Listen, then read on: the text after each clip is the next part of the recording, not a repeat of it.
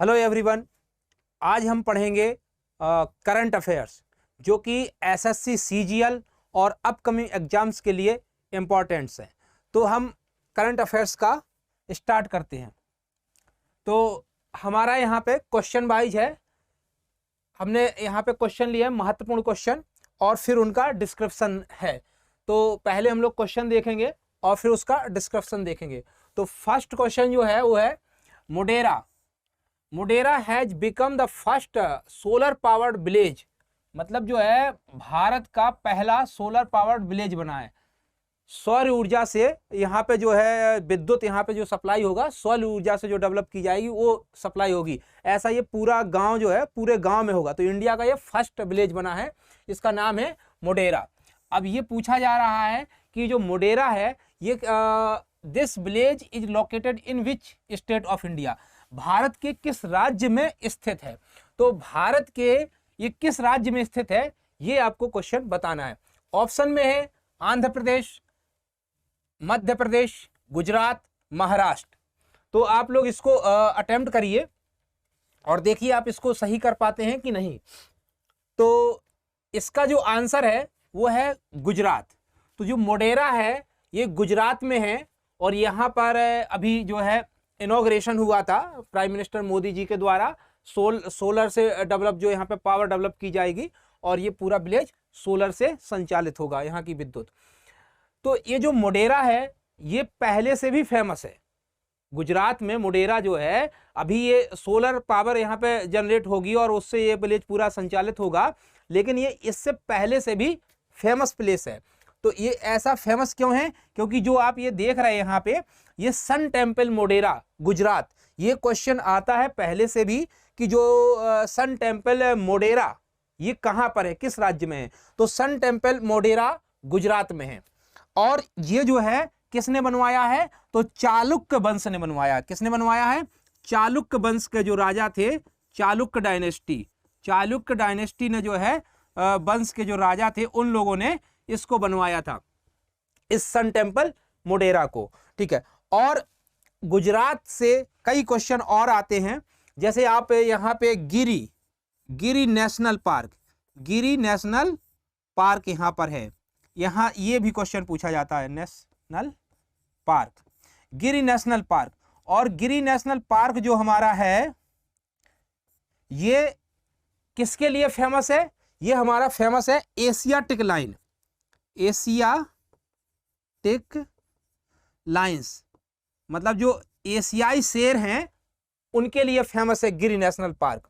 और इसके अलावा और है यहाँ पर बन्नी ग्रासलैंड। यहाँ पर जो है बन्नी ग्रासलैंड बहुत इंपॉर्टेंट है। ये बन्नी ग्रासलैंड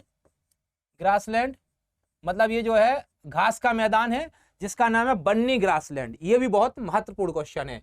और यहाँ पर जो है आपका गिरी नेशनल पार्क बताया मैंने, बन्नी ग्रासलैंड बताया। और यहाँ पर एक और चीज है कि जो कच्छ डिस्ट्रिक्ट है यहाँ का, गुजरात का जो कच्छ डिस्ट्रिक्ट है, कच्छ जिला, गुजरात का कच्छ जिला, ये भारत का जो है सबसे बड़ा ज्योग्राफिकल दृष्टि से, मतलब एरिया वाइज भारत का जो है सबसे बड़ा जिला जो है कौन सा है? कच्छ जिला है।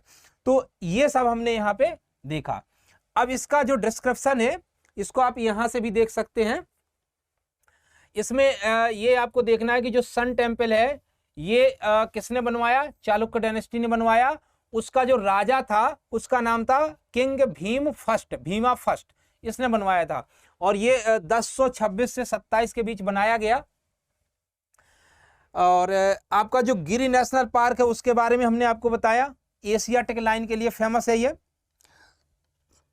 यहां पर एक रानी की बाव, यानी कि जो रानी की बावड़ी है, स्टेप बेल होता है, एक कुआं होता है जो सीढ़ी नुमा होता है। मतलब कुआं इस तरीके से बना होता है कि उसमें सीढ़ियों के द्वारा आप नीचे तक जा सकते हैं और पानी को जो है वहां से ले सकते हैं सीढ़ियों से जा करके। तो इस प्रकार का जो होता है इसे बावड़ी बोलते हैं और इसी का नाम है रानी की बाव। तो ये जो है विश्व विरासत स्थल है। तो परीक्षा में पूछा जाता है कि रानी की बाव कहां पर है, किस राज्य में है? तो आपको बताना है गुजरात में है। अच्छा, अब जो सोलर से रिलेटेड है इसके लिए भी हमने यहाँ पे एक पॉइंट रखा है।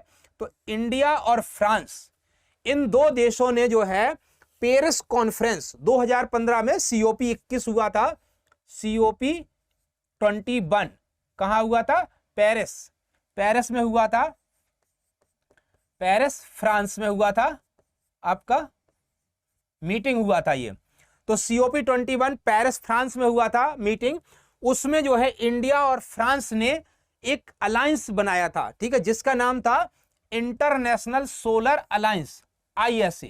तो ISA जो है 2015 में स्थापित हुआ और इसका जो क्या बोलते हैं हेडक्वार्टर है, ये कहां पर है? गुरुग्राम, हरियाणा में है। गुरुग्राम यानी कि गुड़गांव, हरियाणा में इसका हेडक्वार्टर है। तो ये भी क्वेश्चन पूछा जा सकता है कि इंटरनेशनल सोलर अलायंस की स्थापना कब हुई? अंतरराष्ट्रीय सौर जो है संगठन जो है उसकी स्थापना कब हुई? 2015 में हुई। इंडिया और फ्रांस ने मिलकर के किया और इसका हेडक्वार्टर कहां पर है? तो गुरुग्राम, हरियाणा में है। ठीक है, बाकी हमने बन्नी ग्रासलैंड के बारे में आपको बता दिया है और जो कच्छ डिस्ट्रिक्ट है इसके बारे में भी आपको बता दिया है हमने। ठीक, तो इस जगह से हम इतने क्वेश्चन तैयार कर सकते हैं जो एग्जाम की दृष्टि से महत्वपूर्ण है। अब हम चलते हैं नेक्स्ट क्वेश्चन में। तो हमारा सेकंड क्वेश्चन जो है, who will be the 50th CGI of India? CGI का मतलब है क्या? Chief justice of India, chief justice of India, justice of India. तो भारत के जो है मुख्य न्यायाधीश की बात हो रही है यहां पर। तो जो है 50th नंबर के मतलब 50वें जो है भारत के मुख्य न्यायाधीश कौन बनाए गए हैं? क्वेश्चन ये है। तो अब इसमें जो ऑप्शन है उसमें है UU Lalit, Dhananjaya Y Chandrachud, Sanjay Krishnan Kaul, S Abdul Nazeer. तो इसका जो है आंसर आपको बताना है। इसका जो राइट आंसर है वो है DY चंद्रचूड़। जो ये धनंजय वाई चंद्रचूड़ है, इन्हें शॉर्ट में आप DY चंद्रचूड़ भी कह सकते हैं। तो DY चंद्रचूड़ जो है बनाए गए हैं 50 में जो है ये बनाए गए हैं न्यायाधीश। और जो UU ललित थे ये कौन है? ये 49 नंबर पे थे। ठीक है, तो अब जो 50 में है ये कौन बने हैं? Dhananjaya Y Chandrachud, DY Chandrachud. अब हम लोग सुप्रीम कोर्ट से रिलेटेड जो क्वेश्चन बनते हैं उसके बारे में देखते हैं। तो जो सुप्रीम कोर्ट से रिलेटेड क्वेश्चन बनते हैं, तो सुप्रीम कोर्ट को हम लोग बोलते हैं यूनियन जुडिशियरी, यानी कि केंद्रीय न्यायालय। तो जो केंद्रीय न्याय है, जो गवर्नमेंट जो हमारी है, उसमें हमारा क्या होता है? एग्जीक्यूटिव होता है, लेजिस्लेटिव होता है और जुडिशरी होती है।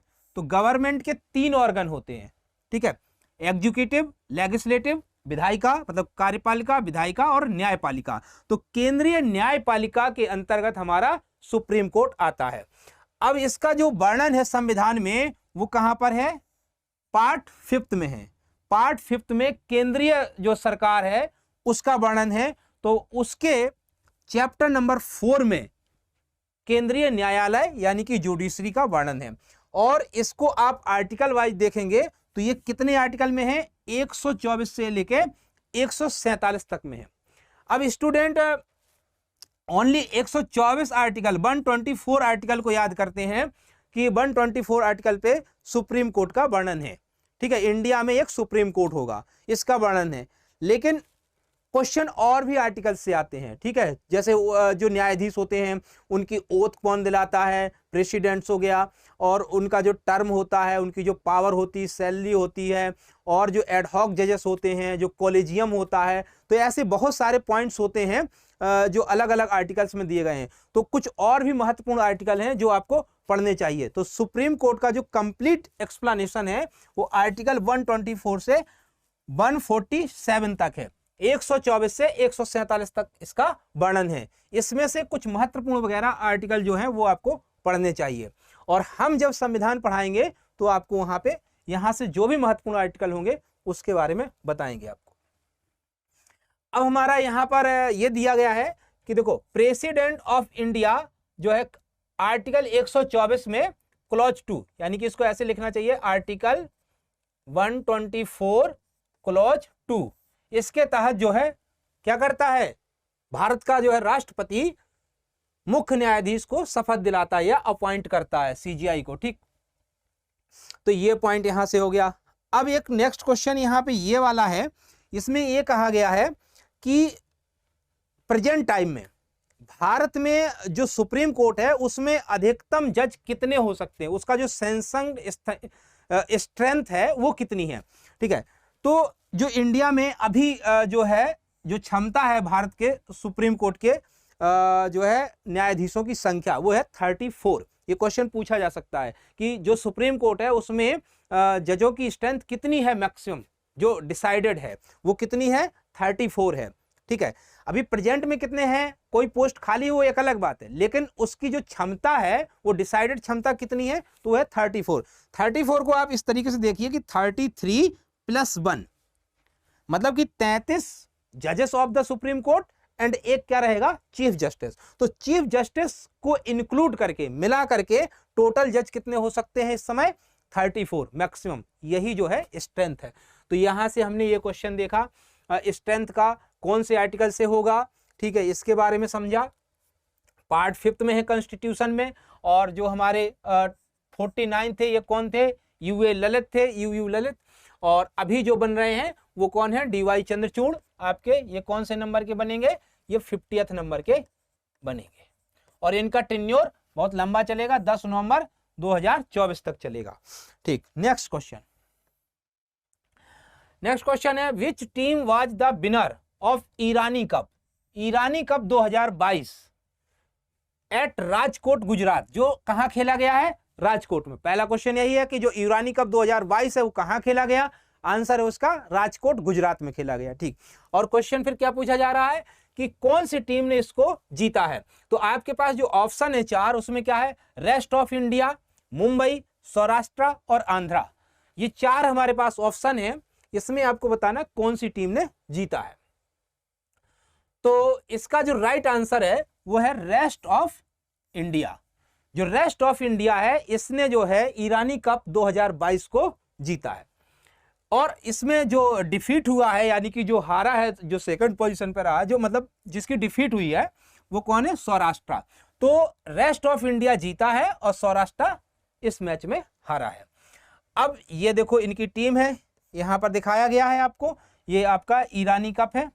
ठीक है, ये टीम है, ये ट्रॉफी है ईरानी कप की। अब हम लोग देखते हैं ईरानी कप से रिलेटेड क्या है ईरानी कप। तो ईरानी कप क्या होता है, ये ईरानी ट्रॉफी, और इसका दूसरा नाम भी है मास्टर कार्ड ईरानी ट्रॉफी। ये जो टेस्ट मैच फॉर्मेट क्रिकेट, ये टेस्ट मैच के रूप में खेला जाता है। ठीक है, टेस्ट मैच जो होता है उसके रूप में खेला जाता है in India. It is played annually, ये प्रत्येक साल खेला जाता है, between the incumbent Ranji Trophy winners. मतलब जो रणजी ट्रॉफी होती है उसमें जितनी सारी टीमें खेलती हैं, तो उसका जो विजेता होता है वो एक टीम बनती है, और एक टीम हम क्या करते हैं, पूरे भारत से जो है खिलाड़ियों को सिलेक्ट करके एक टीम बनाते हैं, जिसका नाम होता है रेस्ट ऑफ इंडिया। तो रेस्ट ऑफ इंडिया की टीम मतलब पूरे भारत की टीम, और एक जो सभी रणजी ट्रॉफी में से जीतने वाली टीम थी, तो उसके बीच ये खेला जाता है। तो रेस्ट ऑफ इंडिया के बीच में और रणजी ट्रॉफी विनर के बीच में खेला जाता है एनुअली। यही हमारा क्या है, ईरानी कप है। It is recognised by the board of control of cricket in India. BCCI जो है इसको ऑर्गेनाइज कराता है, इसी ने इसको रिकॉग्नाइज किया है। अब देखो जो इस बार खेला गया, तो जो 2019-20 की जो रणजी ट्रॉफी की विनर्स टीम थी, 2019-20 में जो रणजी ट्रॉफी हुई थी, तो उसकी जो विनर्स टीम थी वो कौन थी, सौराष्ट्र। तो सौराष्ट्र और रेस्ट ऑफ इंडिया के बीच ये मैच खेला गया था, ये ट्रॉफी खेली गई थी। तो इसमें रेस्ट ऑफ इंडिया विजयी रहा। तो ये हमारा क्वेश्चन यहाँ पे कंप्लीट हुआ। अब हम चलते हैं नेक्स्ट क्वेश्चन पर। तो यहाँ पर है 66th धर्म चक्र प्रवर्तन day was held at, held on, गलत है, यहाँ पे है ऑन। 66th धर्म चक्र प्रवर्तन डे वाज हेल्ड ऑन। तो ये पूछा जा रहा है कि जो 66वां 66वां धर्म चक्र प्रवर्तन दिवस है वो किस तारीख को मनाया गया, किस तारीख को हुआ। तो इसका जो आंसर है, देखो यहाँ पे ऑप्शन में 14 अप्रैल, 12 अगस्त, 14 सितंबर और 14 अक्टूबर। तो इसका जो राइट आंसर है वो है 14 अक्टूबर, 14 अक्टूबर को ये मनाया गया। अब जो ये धर्मचक्र प्रवर्तन दिवस मनाया जाता है, ये हमारा डॉक्टर भीमराव अंबेडकर, BR अंबेडकर,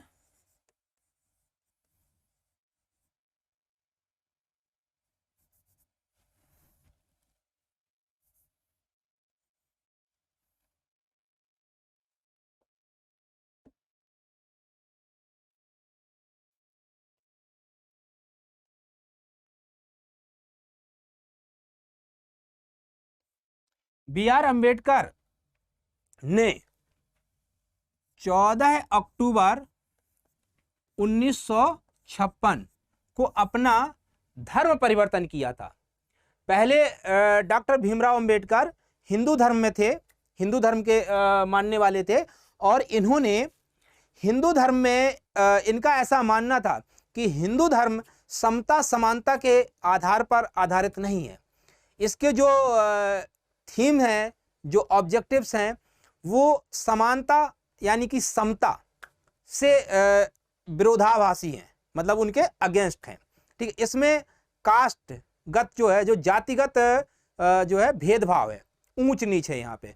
तो इन्होंने कहा कि जो बौद्ध धर्म है, बुद्धिस्ट जो आइडियोलॉजी है, वो समता के आधार पर है। वहाँ पर सभी लोगों को बिना जातिगत भेदभाव के जो है कल्चर उनका है, उनका ऐसा है। तो इन्होंने बौद्ध धर्म को अपना लिया था, बौद्ध धर्म को।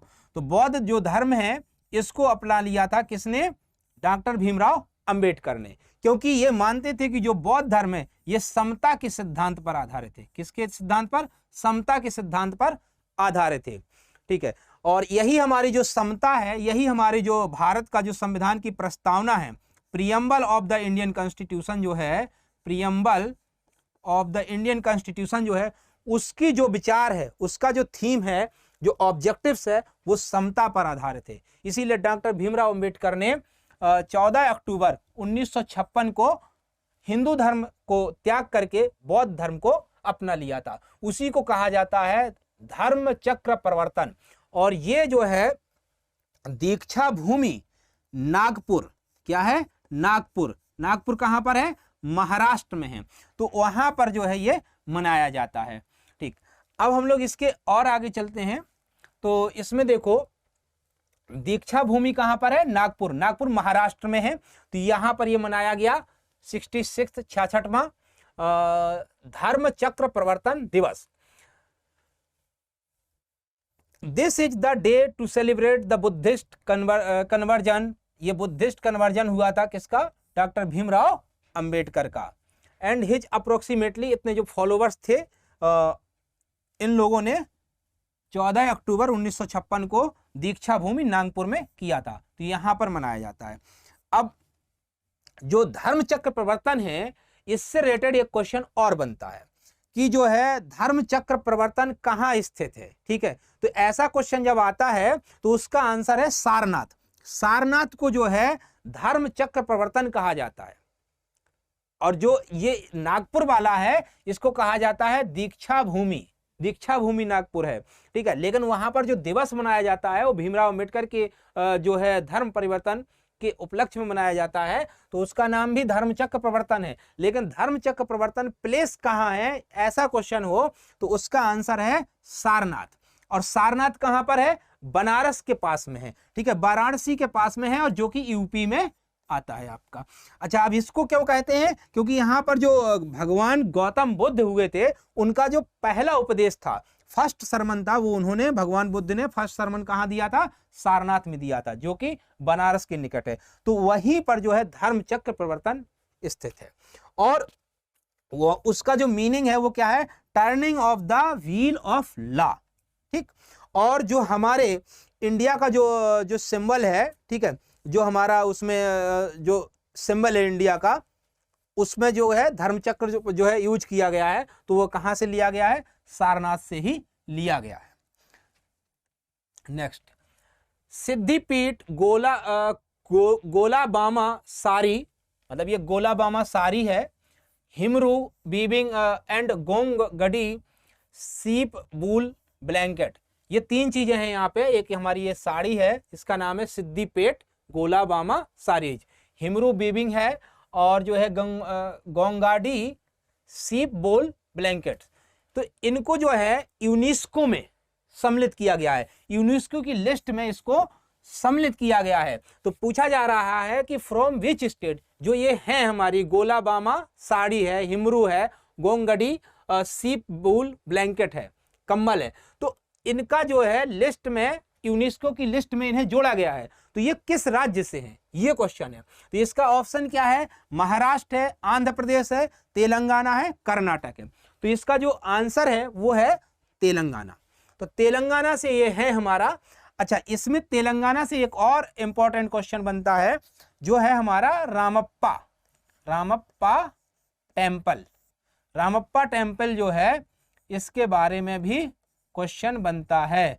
रामप्पा मंदिर, इसको रुद्रेश्वर रामप्पा टेम्पल भी कहा जाता है। और ये कहां से था, ये किसने बनवाया था, तो काकतीय जो राजवंश था उसने इसका निर्माण करवाया था। और ये क्यों इंपॉर्टेंट है, क्योंकि 2021 में 2021 में इसको भी हमने यूनेस्को की वर्ल्ड हेरिटेज साइट में इसको भी हमने मिलाया था। तो क्वेश्चन ये भी आ सकता है कि जो काकतीय राजवंश का रुद्रेश्वर टेम्पल है या रामप्पा टेम्पल है, ये किस राज्य में स्थित है। तो इसका आंसर भी क्या है, तेलंगाना है। ठीक, अब हम लोग यहाँ पे इसका देखते हैं। देखो, यही हमारा जो है रामप्पा टेम्पल है, रामप्पा टेम्पल, और इसको भी जानते हैं किस नाम से, रुद्रेश्वरा टेम्पल के नाम से भी जानते हैं। काकतीय डायनेस्टी, काकतीय राजवंश ने बनवाया था, और 2021 में इसको यूनेस्को वर्ल्ड हेरिटेज साइट में सम्मिलित किया गया है।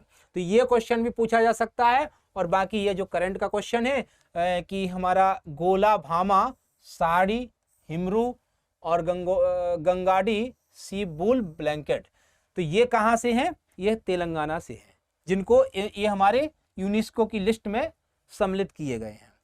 और Ramappa temple world heritage site में 2021 में किया गया था, ये भी कहाँ पर है, तेलंगाना में है।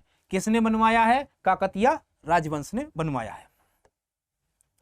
Next, who has been declared as the national icon of election commission. जो नेशनल आइकन है, राष्ट्रीय जो आइकन है सिंबल के रूप में और नेशनल कमीशन के, तो वो कौन है, किसको चुना है इलेक्शन कमीशन ने।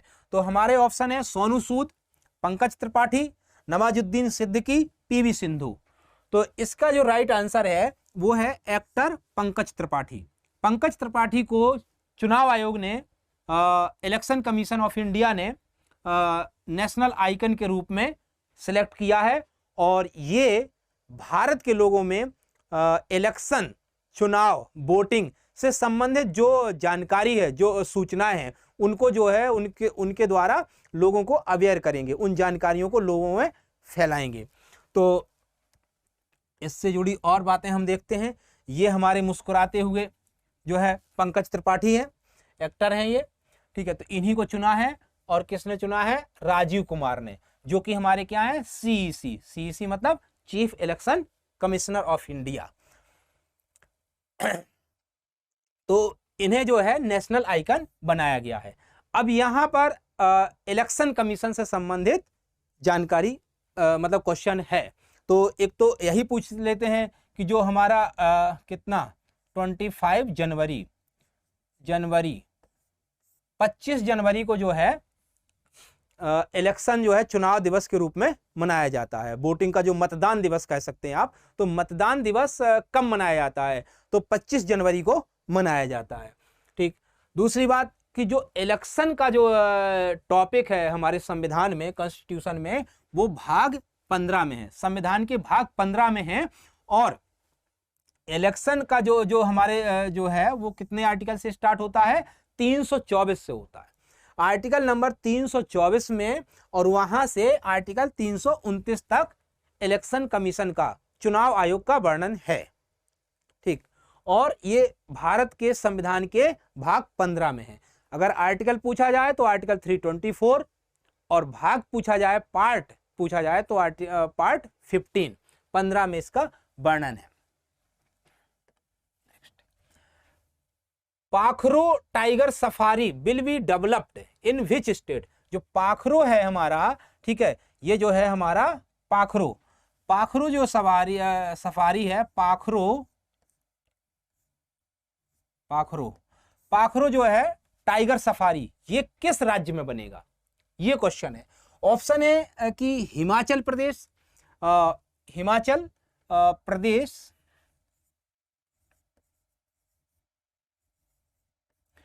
प्रदेश, उत्तर प्रदेश, उत्तराखंड, बिहार। तो जो पाखरो है टाइगर सफारी, ये कहां पे बन रहा है, तो ये उत्तराखंड में बन रहा है। अच्छा, जो पाखरो है ये उसका गेट है। हाँ, तो हम लोग यहाँ देख रहे थे, तो जो हमारा पाखरो है ये कहाँ है, उत्तराखंड में है। और ध्यान देने की बात यह है कि जो जिम कॉर्बेट नेशनल पार्क है उसी का ये पार्ट है। तो आप पाखरो जो टाइगर सफारी बन रही है उसको याद करने के लिए आप ये याद करो कि ये जो है जिम कॉर्बेट नेशनल पार्क का पार्ट है। अब जिम कॉर्बेट नेशनल पार्क तो बड़ा सिंपल है, सबको याद रहता है कि ये उत्तराखंड में है, तो वहां से आप इसको याद कर सकते हैं। तो कहां पर है ये, कॉर्बेट टाइगर रिजर्व जो हमारा है या जिम कॉर्बेट नेशनल पार्क है उसी का ये हिस्सा रहेगा हमारा पाखरो। ठीक है, तो अब यहाँ पर जो पाखरो में आप देखने जाओगे तो यहाँ पर आपको वाइल्ड बोर है, टाइगर है, लेपर्ड है, बार्किंग डियर है, गोरल है, ये सब वहाँ पर आपको सफारी में दिखाया जाएगा। ठीक है, तो जो हमारा ये है पाखरो टाइगर सफारी, इसमें जो है ये सब आपको जो है वाइल्ड एनिमल्स जो हैं इसको देखने को मिलेगा। अच्छा, हम लोग क्वेश्चन और भी अगर देखें कि जो उत्तराखंड है वहां से और कौन कौन से इससे जुड़े हुए क्वेश्चन हो सकते हैं, तो उत्तराखंड में आपका नंदा देवी है, flowers of belly of flowers है, राजा जी नेशनल पार्क है, ये सब भी है। तो यहाँ पर नंदा देवी नेशनल पार्क है, ये भी याद करो कहाँ पर है, उत्तराखंड में है। बेली ऑफ फ्लावर्स कहाँ पर है, ये हमारा उत्तराखंड में है। ठीक, अच्छा, ऐसे बेली ऑफ साइलेंट बेली भी आ जाता है, तो साइलेंट बेली केरल राज्य में है, कहां पर है, केरल में है। लेकिन बेली ऑफ फ्लावर्स कहां पर है, उत्तराखंड में है। नंदा देवी नेशनल पार्क कहां है, उत्तराखंड में है। इसके अलावा ये दोनों वर्ल्ड हेरिटेज साइट हैं। ठीक है, इसके अलावा राजा जी नेशनल पार्क कहां है, उत्तराखंड में है। गंगोत्री नेशनल पार्क कहां है, उत्तराखंड में। गोविंद नेशनल पार्क कहां पर है, उत्तराखंड में है। तो ये क्वेश्चन भी यहां से पूछ सकता है। नेक्स्ट क्वेश्चन है, India's rank in commitment to reducing inequality index 2022। जो CRI की रैंकिंग है, यानी कि कमिटमेंट टू रिड्यूसिंग इनइक्वालिटी, जो असमानता है, जो गरीब और अमीर के बीच का जो अंतर है उसको कम करने का जो कमिटमेंट है, उसमें इंडिया की क्या रैंक रही है 2022 में, ये पूछा जा रहा है। तो इंडिया की जो रैंक रही है वो रही है 123rd। अब इसके बारे में देखते हैं, तो इसमें आपको इंडिया की जो रैंक है 123rd है, ये याद करना है। दूसरा, CRI इंडेक्स इसका नाम है। और इसमें यह याद करना है कि जो नॉर्वे कंट्री है ये फर्स्ट पोजीशन पे रहा है, मतलब सबसे कम असमानता है नॉर्वे में। ठीक है, नॉर्वे में बहुत ज्यादा असमानता, गरीब और अमीर के बीच का अंतर बहुत कम है। वहां पर जो वेल्थ का डिस्ट्रीब्यूशन है वो बहुत ही इक्वालिटी में है, होमोजीनियस है। ठीक, और दूसरे नंबर पर है जर्मनी, तीसरे नंबर पर है ऑस्ट्रेलिया। तो पहले नंबर पर नॉर्वे, दूसरे नंबर पर जर्मनी, तीसरे नंबर पर ऑस्ट्रेलिया। इन्होंने जो है असमानता गैप को कम किया है, और कम करने में ये पहले, दूसरे, तीसरे नंबर पर रहे हैं। और असमानता गैप को कम करने में इंडिया 123वें नंबर पर रहा है। Next, who won the 32 Bihari पुरस्कार 2022। 32वां बिहारी पुरस्कार 2022 किसने जीता है या किसको मिला है? तो इसका आंसर है डॉक्टर माधव हरडा। डॉक्टर माधव हरडा को जो है बिहारी पुरस्कार मिला है। ये हिंदी साहित्य के लेखक हैं। क्या है ये? हिंदी साहित्य के लेखक हैं, हिंदी लेखक हैं, हिंदी राइटर हैं ये हमारे। ठीक है, तो इनको जो है 32वां बिहारी पुरस्कार दिया गया है। जो बिहारी पुरस्कार दिया जाता है या इसकी स्थापना हुई है, तो इसको 1991 में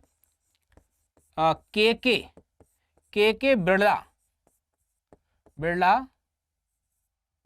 फाउंडेशन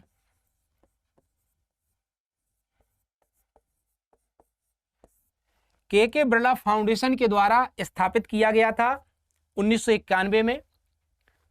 तो ये भी याद रखना है कि जो हमारा बिहारी पुरस्कार है कौन सी संस्थान देती है, तो के बिरला फाउंडेशन देता है। ठीक है, किसको दिया गया इस साल का 2022 का? डॉक्टर माधव हरडा को दिया गया। और इनकी जो रचना है उसका भी नाम याद रखना है। तो इन्होंने क्या लिखा है? ये है पचरंग चोला पहर सखीरी। क्या नाम है इसका? पचरंग चोला पहर सखीरी। इस रचना के लिए जो है डॉक्टर माधव हरडा को 2022 का 32वां बिहारी पुरस्कार दिया गया है। Next question, who becomes the first actor to shoot a movie in outer space? मतलब कि जो अंतरिक्ष है, अंतरिक्ष